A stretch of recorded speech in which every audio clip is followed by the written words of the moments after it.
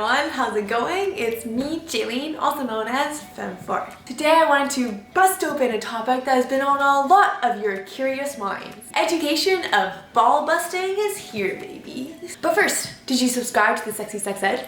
Now that you have done that, let's go over the 3 things that you will be learning about the beautiful act of ball busting. Number 1, what is it? Number 2, why do people enjoy it? And number 3, tips for beginners. Number 1, what is it? Ball busting is an act of BDSM where one person, i.e. the top, is causing pain to the other partner's testicles via either hitting, slapping, kicking, and as well squishing, and much more. This is an act that actually stems from the umbrella term of CBT, which is also known as cock and ball torture. Number 2, why do people like it? It's all about the S&M, baby.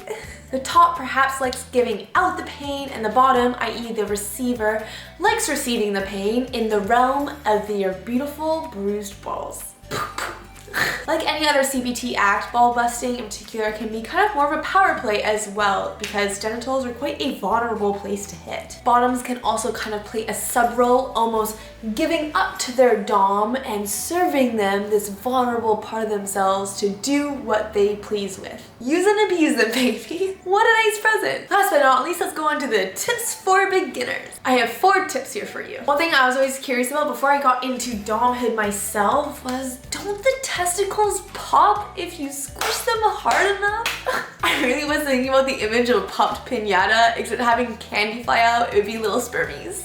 Bye-bye. Though you can rupture the lining that protects the testicles themselves will not pop. So now that the ball popping fear is dismissed, let's talk about safety for these fun bags. Number 1, go slow. Pain tolerance kind of works exactly like drugs in a sense. The more pain that you're experiencing, the less sensitive to the pain you're going to get over time. So when you see those porn videos of doms jumping on their subs' balls, squishing them, do not think that they just started with that right away. Your bottom has probably experienced enough cock and ball torture for them to be able to still experience that pain and still be able to enjoy it. What are some examples of starting slow, Jaylene? Slapping the balls lightly, then getting rougher. Stepping on them slowly. This shall help your busty register how much pain they are in at certain pressure points, which in turn helps you learn their own limits. Another one is grabbing the ball sack and squeezing it slowly, either with 2 hands or a fist. And last but not least, nice small light punches to the ball sack. Number 2 safety tip.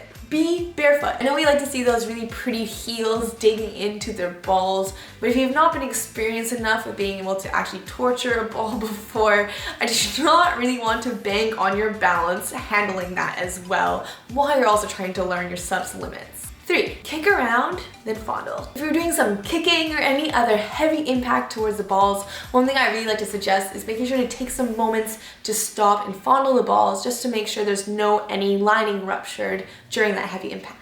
It also is some good time to add some up close and personal ball squeezing as well while you're minding the swollen prize of your pain giving. Let me cover the basics. Be sure to head to my bonus links below where we'll cover how to bring up ball busting with your partner if you're craving one. Also, be sure to like and subscribe to this channel if you had a ball busting good time watching this video. Thanks for watching, everyone. It's me, Femme4.